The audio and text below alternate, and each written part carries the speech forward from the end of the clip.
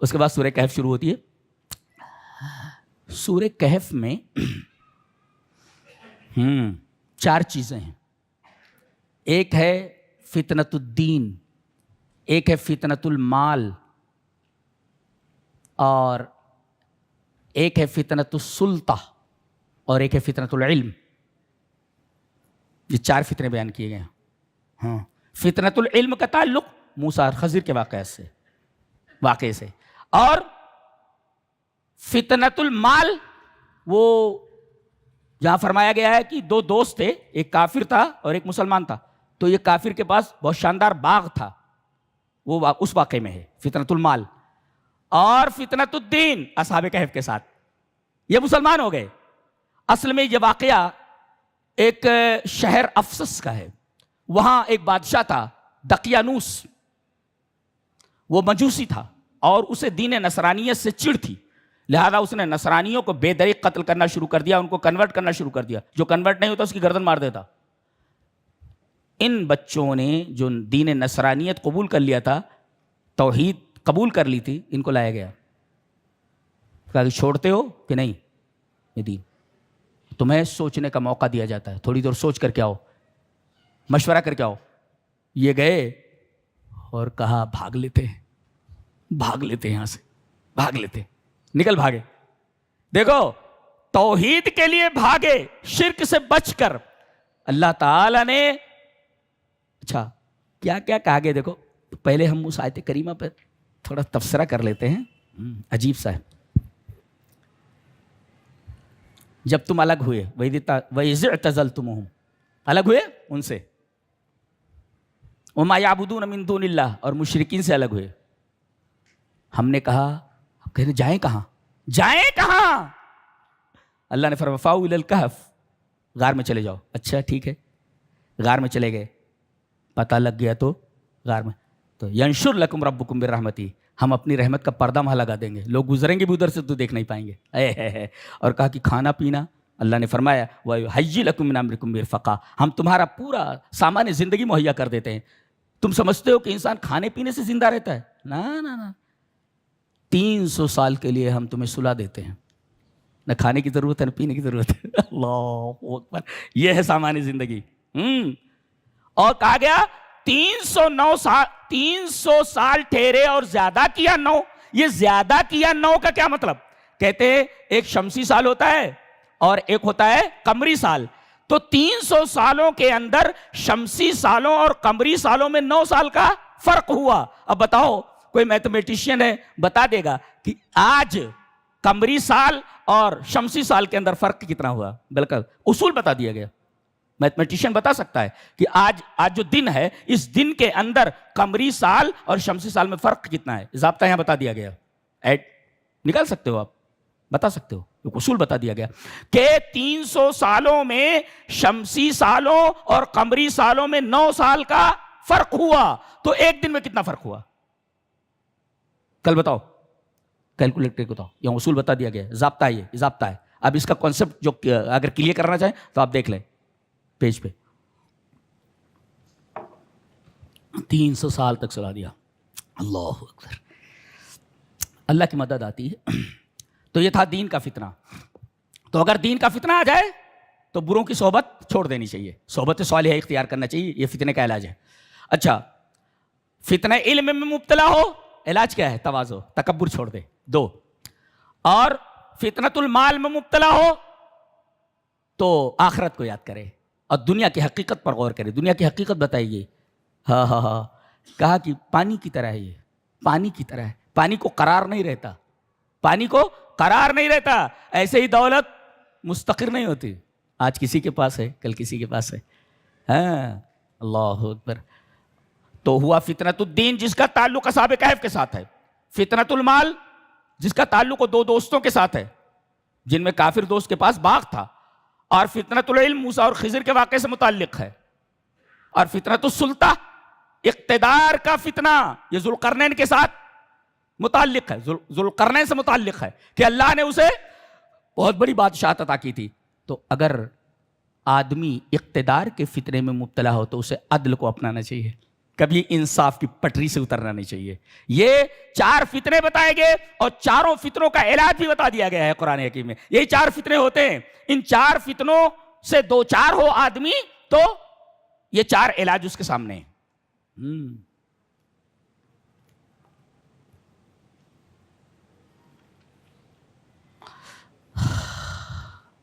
اللہ اکبر. ہر آیت ایک کمال کی ہے. اللہ اکبر. تو یہ سورہ کریمہ آگے 16ویں پارے کے اندر بھی پاؤ بھر چلی گئی ہے.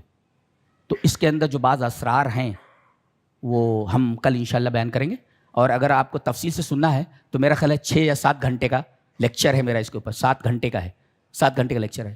ماریں گے تفسیر سورۃ الکہف بائی جلال الدین قاسمی, پورا آ جائے گا آپ کو. 7 گھنٹے تک اگر سننا ہے تو تمام اصولوں کو, تمام ضابطوں کو اپنے سامنے رکھو, سن لو. ہم اللہ ہمیں نیک عمل اور اچھی سمجھ کی توفیق عطا فرمائے. وآخر دعوانا الحمدللہ رب العالمین. قرآن حکیم کے 16ویں پارے کی تفسیر کا خلاصہ پیش کیا جا رہا ہے. سورہ کہف چل رہی ہے. اس میں موسیٰ اور حضرت خضر کا واقعہ بیان کیا جا رہا ہے.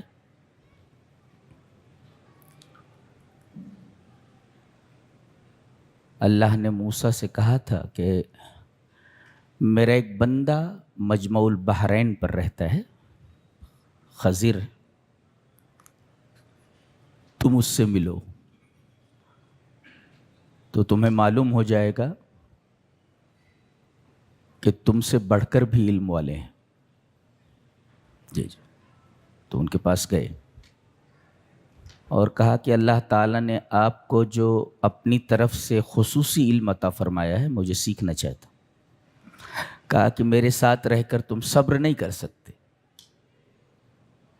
کہا کہ ضرور صبر کروں گا.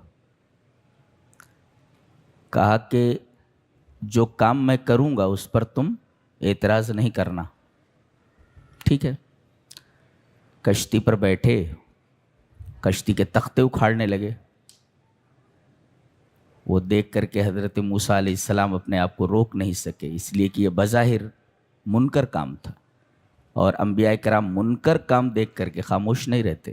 ان کی فطرت ہی ایسی بنائی جاتی ہے اللہ کی طرف سے کہ وہ منکر چیز کو دیکھیں تو خاموش نہیں رہتے. کیا کہا؟ قال اخرقتها لتغرق اهلها.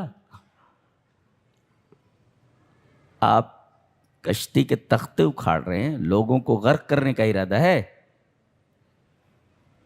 کہا کہ میں نے کہا نہیں تھا میرے ساتھ رہ کر تم صبر نہیں کر سکتے. کہا کہ بھول گیا تھا, معاف کیجئے. اچھا چلے. ایک گاؤں میں پہنچے, بھوکے پیاسے تھے. گاؤں والوں سے کہا کہ کچھ کھانا دے دو. استطعما, کھانا مانگا. لیکن وہ اتنے بخیل تھے کہ انہوں نے ان دونوں آدمیوں کو مہمان بنانے سے انکار کر دیا. رات بھر بیچارے بھوکے پیاسے پڑے تھے. صبح جب بستی میں سے جانے لگے تو دیکھا ایک گھر کی دیوار گرا چاہتی ہے. جدار یرید ان ینقض, ایک دیوار ہے, وال ریڈی ٹو کولیپس, وہ بالکل گرنے والی ہے. تو انہوں نے, جو اللہ تعالیٰ نے انہیں طاقت عطا فرمائی تھی, اس کے ذریعے انہوں نے اس دیوار کو سیدھا کر دیا. کہا کہ آپ پیسے لے لیتے تھے. یہ اتنے بخیل اور کنجوس قسم کے گاؤں والے ہیں کہ انہوں نے ہم کو مہمان نہیں بنایا, اور آپ نے ان گاؤں والوں میں سے ایک کے گھر کی گرتی ہوئی دیوار کو آپ نے سیدھا کر دیا. لَتَّخَذْتَ عَلَيْهِ أَجْرًا, پیسہ لے لیتے تھے. کہا کہ میں نے کہا نہیں تھا کہ تم میرے ساتھ رہ کر صبر نہیں کر سکتے.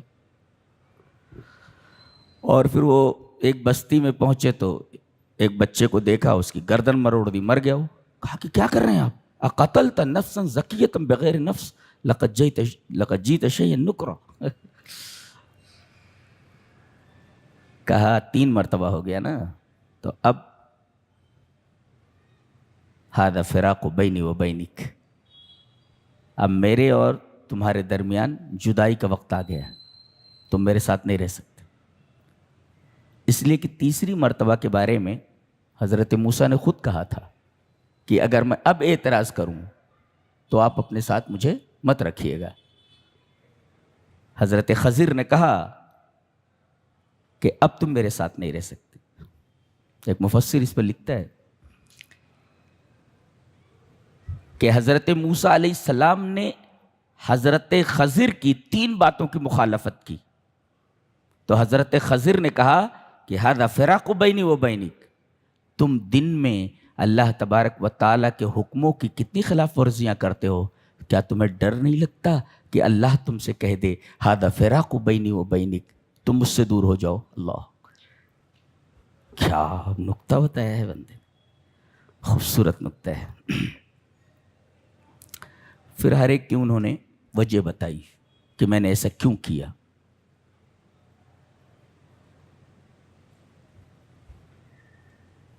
مثلا میں نے تختے جو کشتی کے تھے میں نے کیوں اکھاڑے؟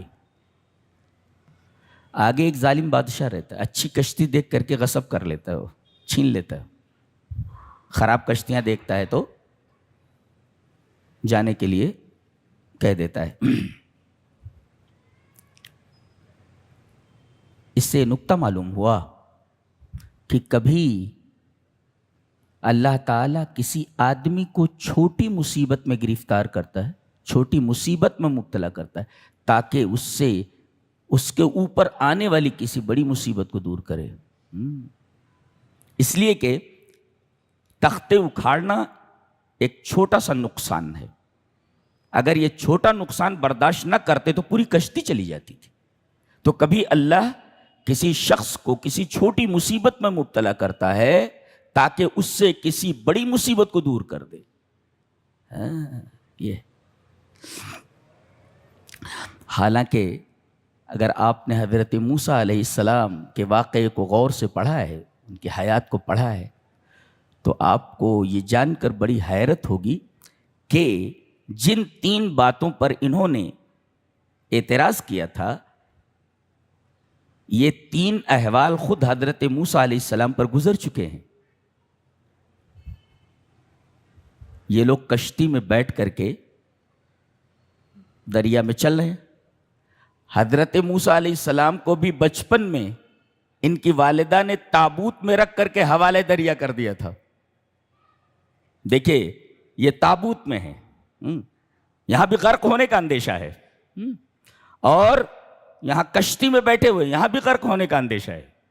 دیکھیں جس حالت کے اوپر انہوں نے اعتراض کیا اس حالت سے حضرت موسیٰ خود گزر چکے ہیں۔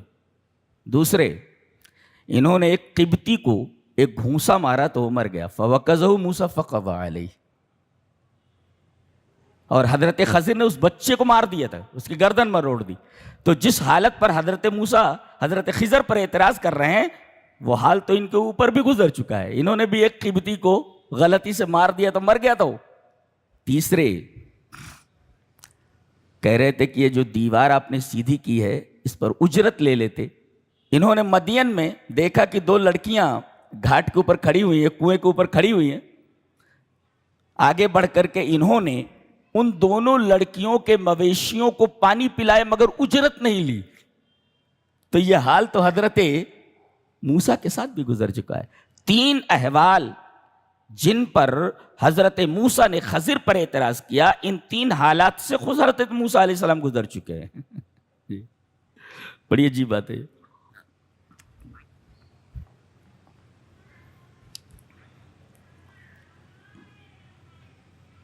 اور جو دیوار سیدھی کی تھی اس کی وجہ بتائی کہ یہ گھر جس کی یہ دیوار ہے اس گاؤں کے 2 یتیم بچوں کی ہے۔ اس کے باپ نے اس دیوار کے نیچے خزانہ گاڑ رکھا ہے، اگر یہ دیوار گر جاتی تو پورے گاؤں والے یہ خزانہ لوٹ لیتے۔ اللہ تعالیٰ نے مجھے حکم دیا کہ اس دیوار کو سیدھا کر دو۔ وجہ بتا رہے ہیں، کہتے ہیں وَأَمَّا الْجِدَارُ فَكَانَ لِغُلَامَيْنِ يَتِيمَيْنِ فِي الْمَدِينَةِ وَكَانَ تَحْتَهُ كَنْزٌ لَهُمَا۔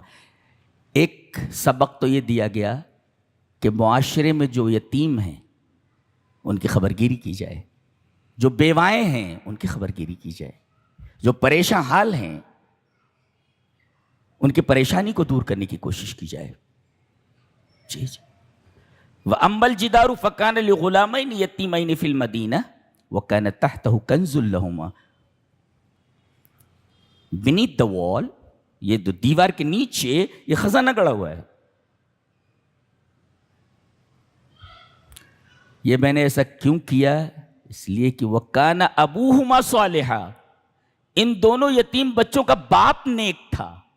پتہ یہ چلا کہ نیکیاں نسلوں میں متوارث ہوتی ہیں، کہ باپ اگر نیک ہے تو اس کی نیکی کا فائدہ بچوں کو پہنچتا ہے. آج ہم اپنے بچوں کے لیے بینک بیلنس کرتے ہیں، دنیا بھر کے پیسے جمع کرتے ہیں. بہتر یہ ہے کہ تم صالح بنو، تمہاری صالحیت کا فائدہ، تمہاری نیکی کا فائدہ تمہارے بچوں کو ملنے والا ہے. جی جی. آگے حضرت ذوالقرنین کا واقعہ بیان کیا جا رہا ہے. متوجہ ہو جائیں، اب تفصیل سے بات کرنا چاہتا ہوں. ذوالقرنین، اس کو ہیبریو میں، عبرانی زبان میں خورس کہتے ہیں. اس کا ایک نام اور بھی ہے، سائرس نام. یہ ایران کا بادشاہ تھا. اس کی حکمرانی 539 قبل مسیح، 539 قبل مسیح تھی. یہ حکمراں کب گزرا ہے؟ یہ بادشاہ کب گزرا ہے؟ حضرت عیسیٰ علیہ السلام کی پیدائش سے 539 سال پہلے. جی. اور قرآن حکیم میں یہاں آیت نمبر 83 سے لے کر کے آیت نمبر 98 تک اسی بادشاہ کا بیان ہے. آپ دیکھیں گے آیت نمبر 83 سے آیت نمبر 98 تک اسی بادشاہ کا بیان ہے. اور اللہ نے اس بادشاہ کے 3 سفر کا ذکر فرمایا ہے. نبی سے سوال کیا گیا تھا کہ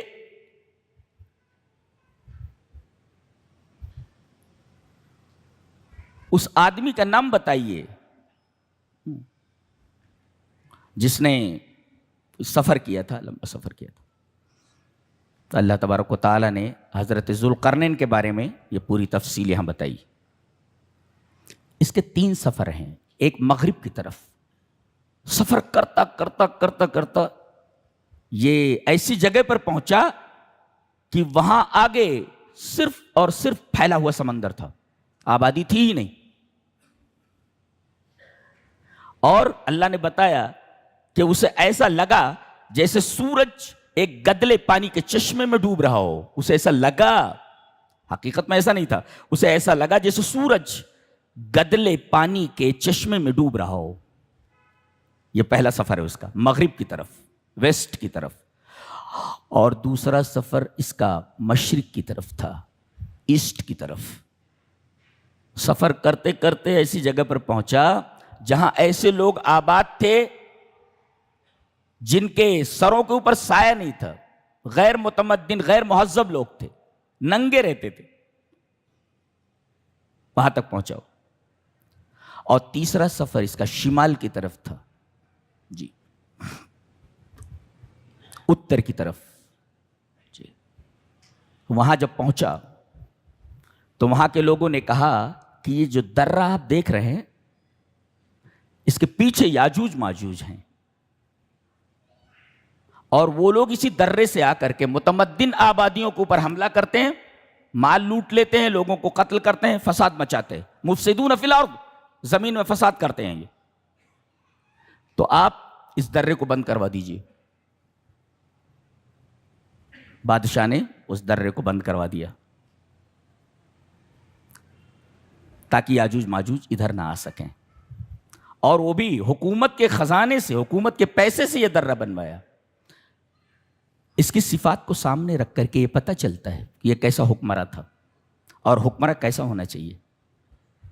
نمبر 1، حکمراں کو عادل ہونا چاہیے. عادل.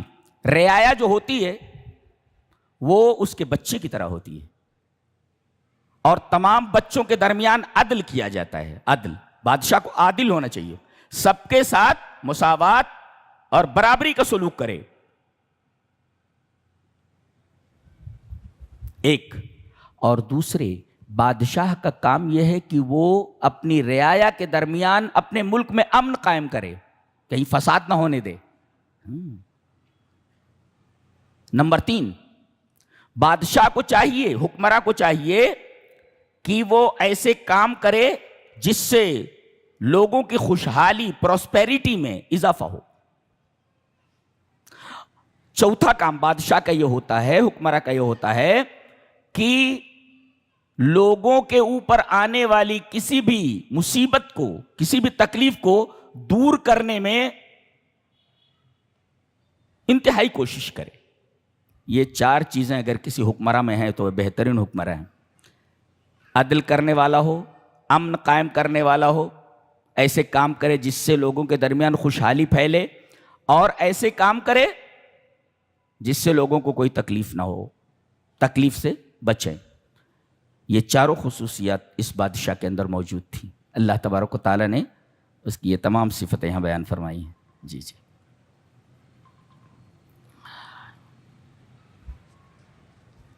اچھا، یہ جو اس نے سد بنایا تھا، یہ درہ، جس کی وجہ سے یاجوج ماجوج ادھر آ نہیں سکتے تھے، یہ سد کیسی تھی؟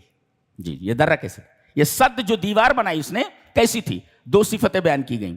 ایک تو یہ اتنی سلیپری تھی، اتنی پھسلواں تھی کہ کوئی آدمی اس پر چڑھ نہیں سکتا تھا۔ ما قدروا ان يصعدوا فوق هذا السد، اتنی سلیپری اور اتنی پھسلواں تھی کہ کوئی اس کے اوپر چڑھ نہیں سکتا تھا۔ یہ اس سد کی پہلی صفت ہے۔ اور دوسری صفت اس کی یہ ہے کہ اتنی ٹھوس تھی وہ کہ ما قدروا علی نقبہ، کہ اس میں سوراخ نہیں کر سکتے تھے، سوراخ کر کے ادھر سے ادھر چلے جائیں۔ اتنی مضبوط دیوار تھی اور اتنی سلیپری تھی۔ یہ اس سد کی 2 صفتیں۔ اچھا، یہ سد اب بھی موجود ہے؟ یہ سد کہاں ہے؟ کہاں بنوایا تھا اس نے؟ کہتے ہیں ملک قفقاز۔ یہ کہاں ہے؟ یہ بلیک سی اور بحر کیسپین کے درمیان ہے۔ البحر الاسود اور کیسپین سی، ان دونوں کے درمیان یہ ایریا واقع ہے جہاں یہ رہتے تھے یاجوج ماجوج۔ یعنی بحر کاسپین کے ساحل کے اوپر دور تک پھیلے ہوئے تھے یہ، جی، اور وہیں سے آ کر کے متمدن آبادیوں پر اسی درے کے ذریعے حملہ کرتے تھے۔ اس درے کو اس نے بند کرا دیا۔ تو یاجوج ماجوج کہاں رہتے تھے؟ ملک قفقاز میں۔ اور یہ قفقاز کہاں ہے؟ بلیک سی اور بحر کیسپین کے درمیان۔ یہ درہ بھی ہے۔ پروفیسر جیکسن نے 1904 کے اندر دورہ کیا اس مقام کا جہاں یہ ذوالقرنین نے سد بنائی تھی۔ رپورٹ پیش کی، اس نے لکھا کہ یہ دیوار اب گر چکی ہے اور اس کے کچھ آثار اب بھی باقی ہیں، مگر یہ دیوار گر چکی ہے۔ سوال یہ ہے کہ اس وقت کے یاجوج ماجوج تو وہ تھے جو اس درے کے ذریعے آ کر متمدن آبادیوں پر حملہ کرتے تھے۔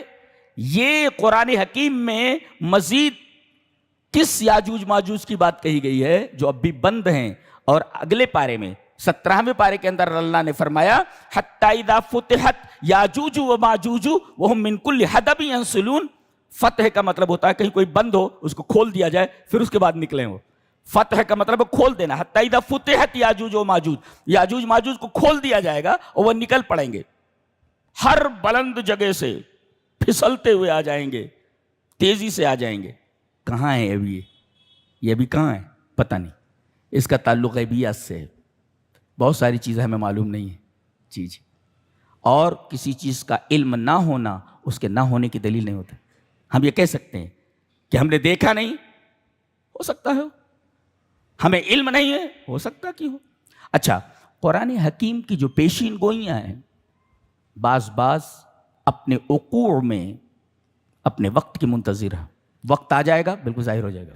جی جی، قرآن حکیم نے جو پیشین گوئیاں کی ہیں، بعض پیشین گوئیاں ظاہر ہو چکی ہیں، اور بعض پیشین گوئیاں اپنے وقوع میں خاص وقت کی منتظر ہیں۔ وہ خاص وقت آ جائے گا، وہ پیشین گوئی ظاہر ہو جائے گی۔ تو اس وقت وہ کہاں ہیں، یہ کون لوگ ہیں، کیسے نکلیں گے، اس کا تعلق غیبیات سے ہے۔ اور وَلَا يَعْلَمُ الْغَيْبَ إِلَّا اللَّهُ۔ جی،